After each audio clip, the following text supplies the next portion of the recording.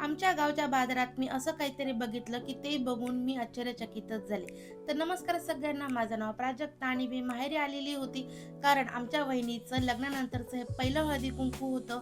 म्हणून मी आणि माझ्या बहिणीने असं खूप छान असं डेकोरेशन केलेलं होतं, जे की खूप सुंदर दिसत होतं.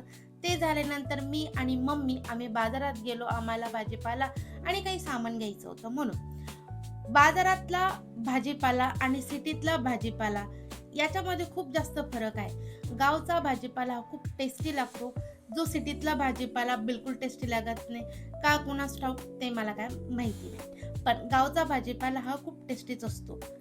त्यानंतर मी जे बघून आश्चर्यचकित झाले ते म्हणजे 50 किलो आणि 42 किलोचा डांगर.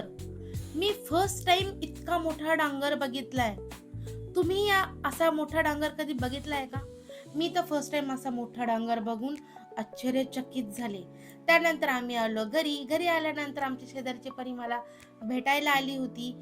त्यानंतर आमचा हळदी कुंकूचा प्रोग्राम झाला, ज्याचे व्हिडिओ मला काढता आले नाही म्हणून मी फोटो शेअर केले.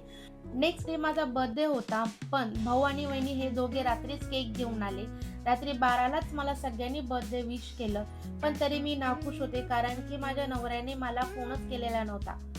खूप उशिरा त्यांचा मला फोन आला बर्थडे विश करण्यासाठी.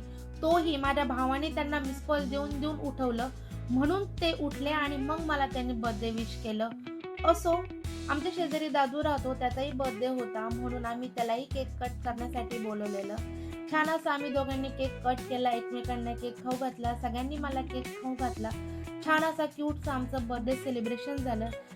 लग्नानंतरचा प्रत्येक बर्थडे हा वेगळाच असतो, पण जेव्हा तोच बर्थडे आपल्या माहेरी आई वडील भाऊ बहीण यांच्या सावलीत साजरा होतो ना, तेव्हा कसलं भारी वाटतं, हो की नाही?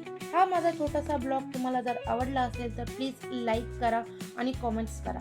तुमचा एक लाईक एक कमेंट मला खूप मोटिवेट करतो, म्हणून please please please follow subscribe नक्की करा.